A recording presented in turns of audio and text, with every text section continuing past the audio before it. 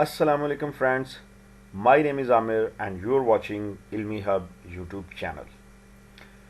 If this PC icon is missing on your desktop, this video is for you.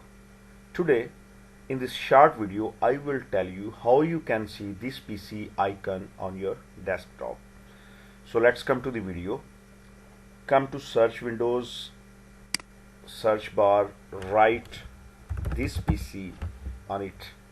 You will see the icon here, but you cannot drag it to your desktop. As you can see, I'm trying to drag it on my desktop, but it's not possible.